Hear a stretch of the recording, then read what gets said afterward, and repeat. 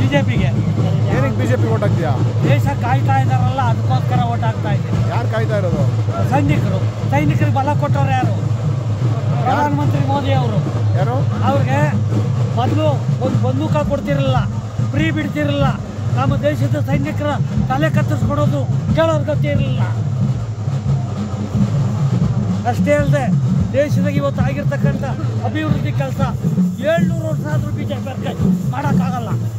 ಯಾರ ಕೈಲಿ? ಇದು ಕಾಂಗ್ರೆಸ್ನವ್ರ ಕೈಲಿ.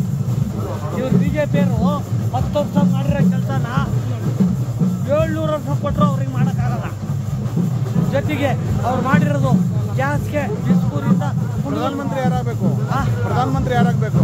ಮೋದಿ ಅವ್ರು ಏನು ಕಾಗಬೇಕು?